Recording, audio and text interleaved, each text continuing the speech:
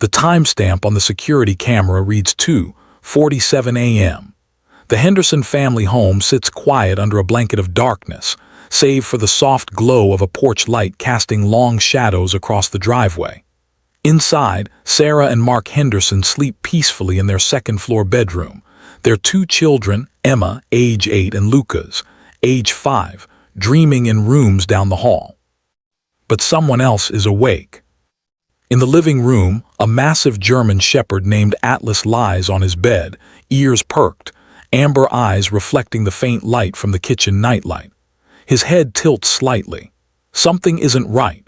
For the past 3 nights he sensed it, a change in the air, a smell that doesn't belong, a feeling that makes the fur along his spine stand rigid. Tonight that feeling is stronger than ever. Atlas rises slowly, his 90-pound frame moving with silent grace across the hardwood floor. He pads to the kitchen, nose working overtime, drawing in scents invisible to human senses. His breathing quickens. The smell of gas, faint but unmistakable, seeps through the vents.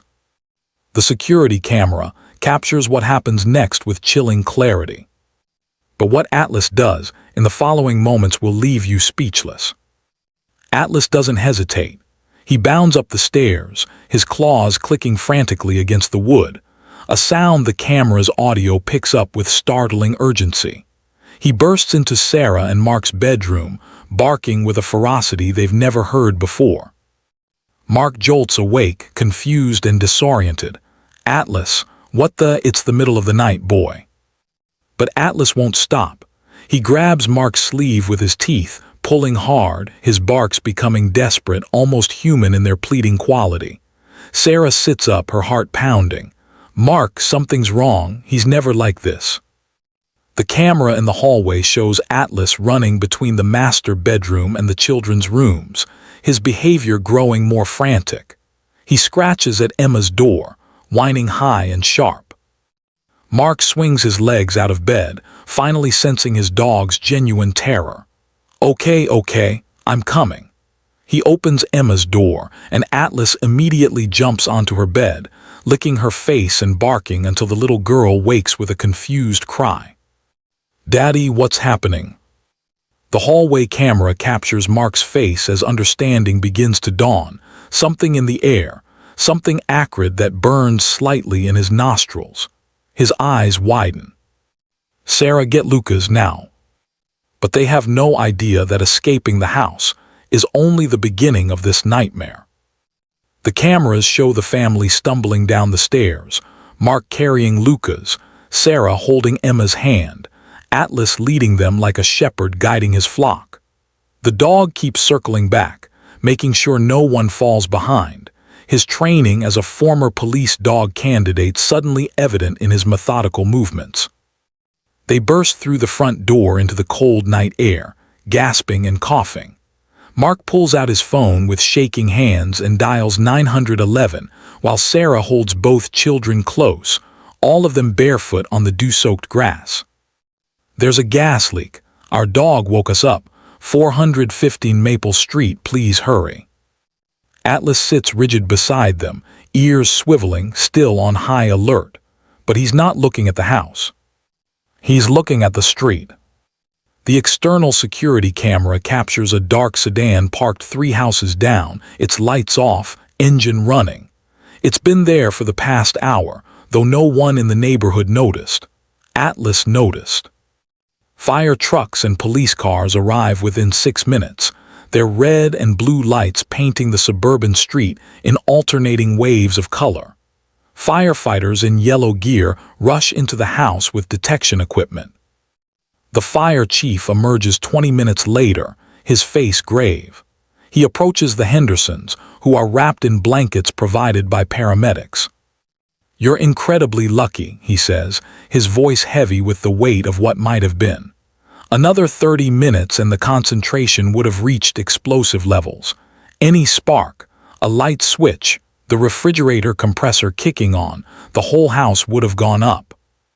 Sarah's knees buckle. Mark catches her, his face pale in the flashing lights. Emma starts crying, finally understanding how close they came. but Atlas is still staring at that sedan. And what the police discover next will turn this rescue story into something far more sinister. Detective Maria Torres arrives at 4:15 a.m. She's called to scenes like this before: gas leaks, carbon monoxide poisoning, house fires. But something about the responding officer's radio call made her pull on her jacket and drive across town.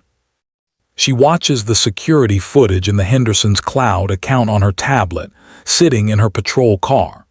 She sees Atlas's alert behavior, the family's evacuation, the emergency response.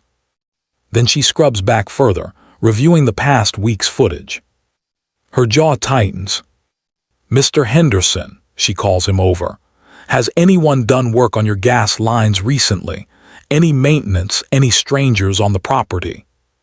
Mark shakes his head. "No, nothing. Why?" Detective Torres shows him the footage from 3 days prior.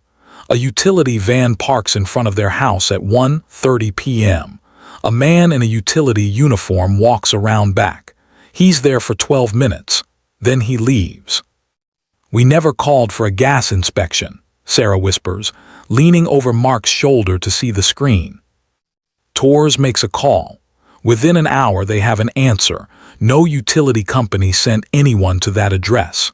The van's plates are stolen. The uniform is a fake. The fire chief confirms what Torres suspected. Someone manually loosened the connection at your furnace. This wasn't an accident. This was deliberate. The word hangs in the cold morning air like a death sentence. Attempted murder. The investigation moves fast. Detective Torres pulls phone records, bank statements, recent conflicts. The Hendersons are a normal suburban family. Mark works in accounting. Sarah is a school teacher. No enemies, no major debts, no scandals. Until Torres digs deeper into Mark's work. 6 months ago, Mark discovered a major embezzlement scheme at his firm.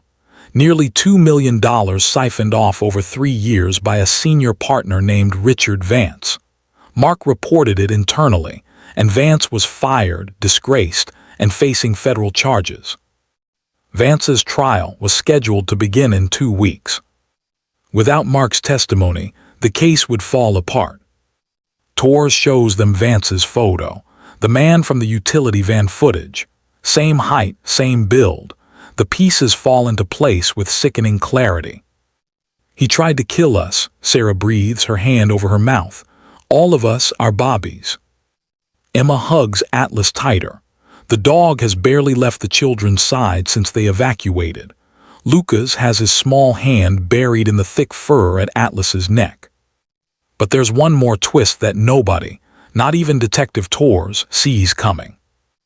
As dawn breaks and the family is cleared to collect belongings from the house, Detective Torres notices something. She's watching Atlas, the way he moves, the way he scans his environment with tactical precision. "Where did you get him?" she asks. "A rescue," Mark says. 3 years ago. He was about 2 years old, already trained. The rescue said he washed out of a police K-9 program for being too protective." Torres pulls out her phone and makes another call. 20 minutes later, she has Atlas's full history. He didn't wash out. He was retired early after his handler, Officer David Chen, was killed in the line of duty during a domestic violence call. Atlas had tried to protect him, took a bullet in the shoulder. After Chen's death, Atlas became despondent, refusing to work with other handlers. The department retired him with honors. Chen had specialized in criminal interdiction and threat detection. Atlas had been trained specifically to detect sabotage, tampering, and explosive materials, including natural gas leaks. Torres kneels beside the dog, looking into those intelligent amber eyes. "You knew something was wrong from the beginning, didn't you? You've been on guard for 3 nights, haven't you?" Atlas's tail gives one slow, deliberate wag. The security footage confirms it. For 3 nights in a row, Atlas never fully slept, constantly patrolling, checking vents, investigating the basement where the furnace was located. The gas leak started small, almost undetectable but growing slowly worse. Atlas knew. His trained nose caught what no human could sense. He'd been protecting his family from the moment the danger began. Sarah drops to her knees, wrapping her arms around the massive dog, tears streaming down her face. "You saved us. You saved my Bobbies." Richard Vance is arrested at his apartment, attempting to flee the state. Police find detailed notes about the Henderson family's schedule, photos of their home, receipts for the fake utility uniform. He confesses within hours, facing federal charges of attempted murder, breaking and entering, and witness tampering. The case makes national news. "Family saved by hero German Shepherd" reads every headline. But for the Hendersons, it's not about the fame. It's about the debt they can never repay. The security footage, all of it, is shown in court. The jury watches Atlas's frantic warnings, his protective circling, his refusal to let the family stay in danger. Several jurors wipe their eyes. Vance receives 25 years. The family receives their lives back. And Atlas receives something he's never had before, a proper honor. The police department holds a ceremony, posthumously honoring his former handler Officer Chen, and presenting Atlas with a service medal for extraordinary bravery in the protection of civilian lives. The chief of police fastens the medal to Atlas's collar while cameras flash.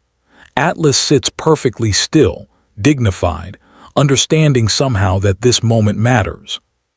Emma and Lucas hold his leash together, pride shining in their young faces. 6 months later, the Hendersons sit in their newly renovated home, every gas line inspected and certified, every carbon monoxide detector upgraded, every security camera kept rolling. But their greatest security system lies at their feet. Atlas rests on his bed in the living room, now 7 years old, gray just beginning to touch his muzzle. He watches over Emma doing homework and Lucas playing with toy cars. His eyes are calm but alert, always alert. The security camera captures this moment too. A family alive because one loyal soul refused to let danger go unnoticed. A dog who never forgot his training, never abandoned his purpose, and never stopped protecting the pack he chose to call his own. Sarah says it best in an interview aired on national television. "People ask me if I believe in guardian angels. I tell them I don't have to believe.